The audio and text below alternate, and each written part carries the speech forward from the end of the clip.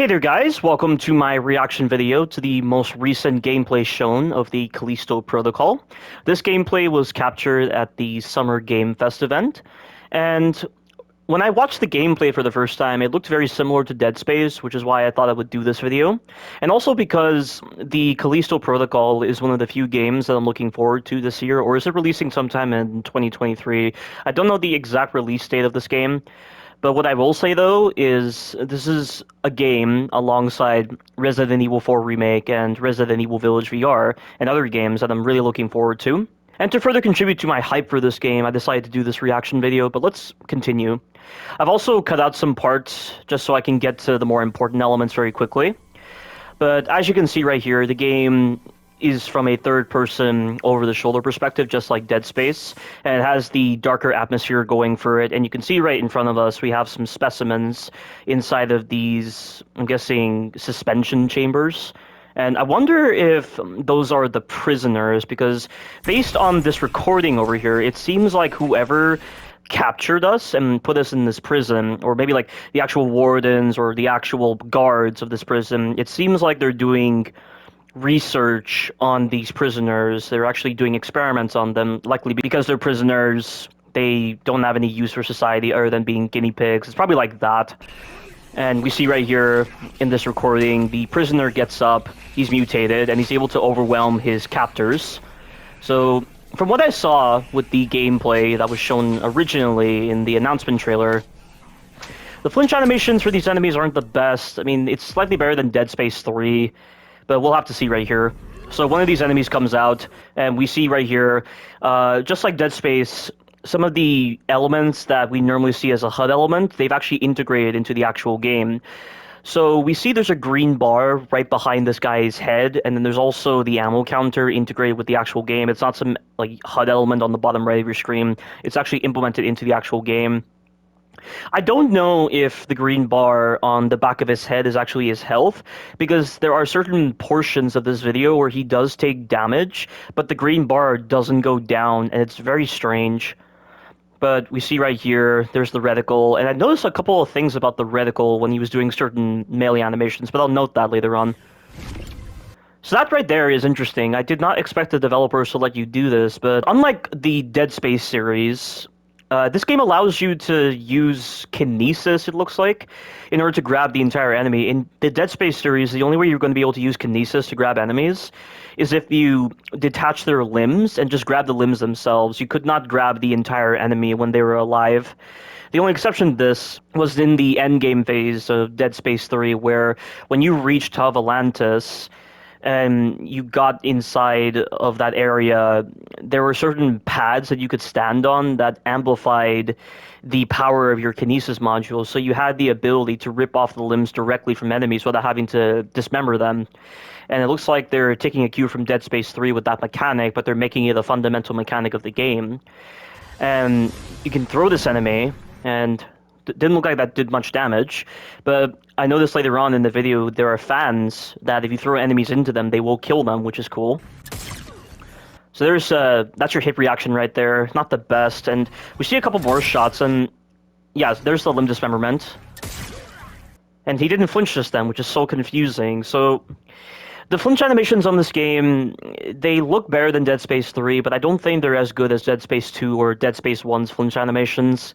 And I figure this is going to be a problem, because systems that you're supposed to trust will suddenly not be trustable when you try to use them in combat situations, and it's a problem in this case.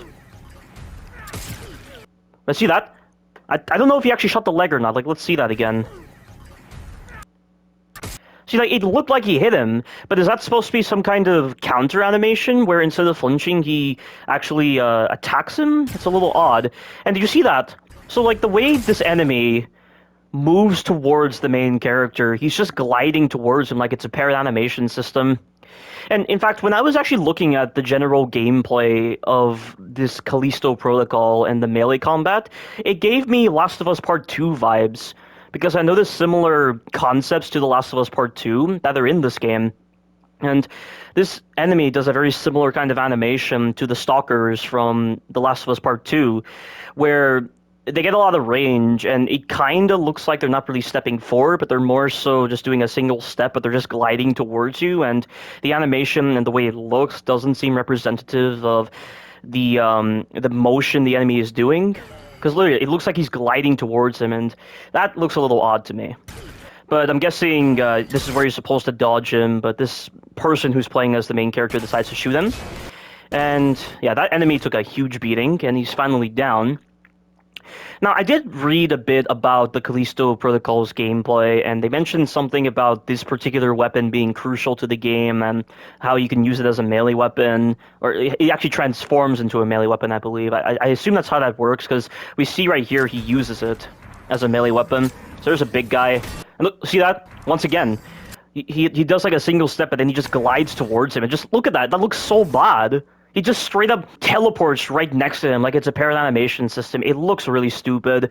So I imagine spacing is going to be a huge issue in this game, and you're going to have to be very reliant upon the dodge system that this game has, which is fine that the game has a dodge system, but I just hope that this game doesn't have the same problems that The Last of Us Part 2's dodge system had, where in The Last of Us Part 2, when you did a full takedown animation on an enemy using your melee weapon, there was a period of time where you couldn't dodge, and you had to press square again to cancel the recovery frames a little bit more, so that you can then press L1 immediately in order to dodge. And it was just such a massive oversight on the developer's part, and I noticed this several times in the original gameplay trailers for The Last of Us Part 2, and I wonder if this game will have very similar problems given how much it feels like Last of Us Part 2 with its gameplay. But see, there's the melee weapon, so he used the weapon as a melee weapon, it looks like, or did he just pull it off his back immediately? But we see, like, the hip reaction on the melee looks pretty cool. So there is definitely some hip reaction right there, which means that the melee on this game will probably be as equally reliable as the melee in Dead Space 1 and Dead Space 2, where it always makes the enemies flinch. And if the enemies are going to have like long range attacks, then it's good to have the melee right here, because that was one thing I severely hated about Dead Space 3. Dead Space 3 had like no stuns on the enemies unless you shot them repeatedly.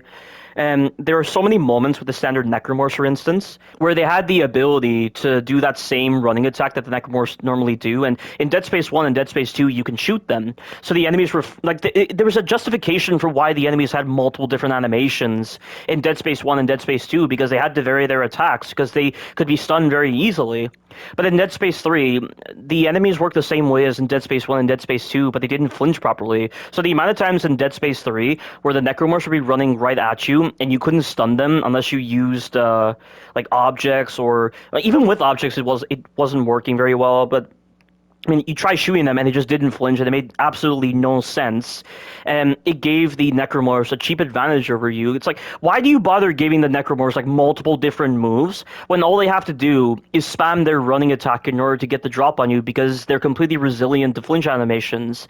And I'm guessing that EA removed a lot of the flinch animations in Dead Space 3 to contribute to the microtransaction model, where rather than having properly refined stun systems, it's all done in the way to force you to use the microtransaction system, and it's fucking retarded. It's an artificial handicap that's only possible in a game, but realistically it doesn't make any sense given the physical stature of the Necromorphs, and it's so fucking bullshit. And it's odd because the Leapers flinch consistently from your shots in Dead Space 3, so why didn't the standard Necromorphs do that? It's like some Resident Evil nonsense right there with the older Resident Evil games, where the standard enemies are actually worse than the special enemy types for some reason. But hit reaction looks really good in this game, as I said. And you see, look at the reticle.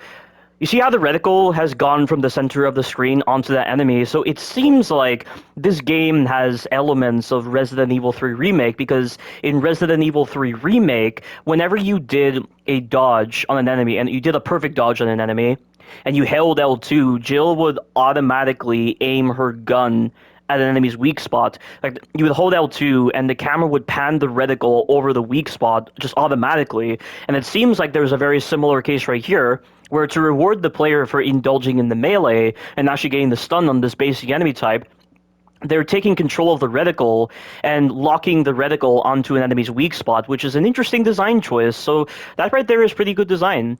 I mean, I don't know if there's going to be problems with this because what if you're trying to aim at another enemy and your reticle, you need to have access to it immediately, but it's still on the enemy? That's probably the main concern, although I don't imagine the game would ever put in scenarios where you're trying to melee an enemy, but you're trying to deal with other enemies at the same time. It's like this game is probably going to be designed around all the weapons in mind. And they're only letting you use the melee for like emergency situations where you're dealing with one single enemy, because that's the whole point of having just one single enemy in these kind of encounters. Because you have to save up on your ammo, and you have to find other ways of dealing with the enemies without wasting your ammo, and this is a great example of this. And I don't know if that was a cut just then, or like the camera just panned very quickly, but that just looked very odd. Yeah, there must have been a cut in the gameplay or something, because that looks very weird. But that guy goes... No, he's still alive. And this guy's missing all his shots. But this right here, watch this. So he tries to melee him, but he unfortunately doesn't get the hit out in time. And here's the dodge. So see, that dodge animation looks very similar to the dodge animation you'd be getting in The Last of Us Part 2, which is why I'm saying this game reminds me so much of The Last of Us Part 2's gameplay. So he dodges him, and then he's able to do a melee attack on him, and then another hit, and another hit. And see the reticle, once again, it locks onto the enemy's weak spot, and that time it chooses the head. So I don't know how the prioritization on the automatic reticle will work after you initiate your melee attack, because what if you wanted to prioritize one specific weak spot on the enemy? Because it seems like strategic limb dismemberment doesn't seem to be a thing so much with this game. I feel like headshots matter more, but maybe that's because the gameplay isn't representing the strategic limb dismemberment very well. But if strategic limb dismemberment is going to be a thing, then maybe it doesn't matter which part of the body the reticle locks onto. Although I could imagine that people would want the reticle to lock onto the legs so that you could limit the enemy's mobility, and that would be very helpful. But if that's the case, that's going to be a problem if the automatic reticle is going to lock onto whatever body part it wants. That's probably going to be an issue. Let's see right there, he automatically locks onto the head, and he's able to get a headshot on him, which is very helpful. So that's a pretty cool mechanic. And then right here, we have the stomping. I'm a little disappointed with the stomping animation. It doesn't have the same level of power that Isaac stomps had in Dead Space 2 and Dead Space 3, for instance. Like, the way the camera moves, the actual sound effect that plays when you stomp an enemy's corpse, it made you feel powerful. Like, it really felt empowering, but here, it just seems a little bit more reserved. It looks better than Dead Space 1's stomp animation for sure, but it doesn't feel so powerful, let's say. And we see right here, he's able to grab Callisto credits, so it seems like this game is going to have a similar shop system to Dead Space 1 and Dead Space 2. I hope it's something like Dead Space 3's shop system, because Dead Space 3 didn't have a shop system. They just favored a bench that had the most convoluted menu ever, and navigating the menus was so confusing with the bench system in Dead Space 3. Like, it was not very user-friendly compared to the store system from Dead Space 1 and Dead Space 2. But at least they tried to favor the whole idea of a workable bench, like an actual crafting bench that felt more grounded in the world they were in, rather than just some generic shop that just seemed very strange to purchase ammunition from this vendor or whatever. It was very odd, rather than actually crafting supplies. But there's no denying that the menus for the bench in Dead Space 3 are atrocious. They're horrible. So it's nice to see that this game is bringing back the shop system. And, I mean, Dead Space 1 and Dead Space 2 and Dead Space 3, they feel more befitting for, like, the upgrades in mind. And the thing with the upgrades is they don't feel as off-putting compared to the merchant system or any kind of upgrade system in the Resident Evil 4, Resident Evil 5, Resident Evil 6, or, like, Resident Evil Village games. Like, you know, the upgrades didn't feel right for Resident Evil 4, 5, and 6, but they forced it upon you like crazy in Resident Evil Village, and just the way it presented itself, especially given the history of Resident Evil, it was not very good. But with Dead Space, I don't really think so much about the whole idea of like the store system being so mandatory to the game's progression, because it just feels grounded. Like it doesn't generate the same kind of feeling within me. I don't know why, but if this game is going to be designed with a shop in mind, I don't mind. But I think one of the other reasons for this is because Dead Space's gameplay is a little bit more limited compared to Resident Evil's gameplay, I would say, even with the whole idea of limb discernment and using kinesis to grab onto limbs or other objects and then use those objects against the enemies in order to dismember their limbs in Dead Space 2 and Dead Space 3. But, you know, like the shop system feels okay in Dead Space 1, 2, and 3, so I don't really care so much. But he grabs something from here. This must be some kind of quest where he's supposed to find parts to some machine, I bet. Because I'm not too sure what this does, but he just throws it away. A little strange. But we move on right here. So this is later on in the game, and we'll see right here, he has the suit. So it seems like suits are going to be a big part of this game. So maybe that initial gameplay was like the early parts of the game where you don't have your suit on. So it looks like space will probably be a thing in this game. Maybe there will be some flying moments where you have to navigate through like low gravity or something. But he activates this, and this is where a lot of confusion takes place, because, like I mentioned before, the green bar on the back of his head doesn't seem to be held, because this enemy takes a shot at him, but the green bar doesn't decrease, it's still the same, so what is that bar representing? Or is he playing on easy difficulty? It's confusing. I don't know why the feedback on that green bar isn't better, or a little bit more representative of its point. But there's more gameplay here with the enemies, and he shoots that enemy once and he goes down. So maybe at this point this guy managed to upgrade his weapon a bit to make it more powerful. And see, I don't know how they're going to balance that out. It seems a little odd that they would grant you the ability to use kinesis on like enemies that are not missing their limbs. But it's cool nonetheless. But I imagine there's going to be some kind of power cell system or like something tailored to a consumable, maybe similar to the stasis module. But I wonder how we'll be able to use this new accessibility option in the game with actually grabbing enemies using kinesis rather than having to just grab limbs from the enemies. Because I just wonder how they're going to balance that out. I mean, I'm not. If they don't balance it out, it's fine, because I've always found it very strange how you don't have the ability to pick up enemies entirely using kinesis. But this game's satisfying that logic right there. But he throws him in there. There's another enemy. He takes damage again, and the bar still hasn't decreased. So, again, what's the whole point of that bar? We have a couple more enemies. That guy is launching a range attack at him, and then he dies. And that's all we get right over here. So yeah, it's interesting gameplay. Like there is definitely some gameplay to dissect right there. Obviously, when they release a little bit more gameplay, we'll actually see the game better in action, and maybe we'll get some commentary as well.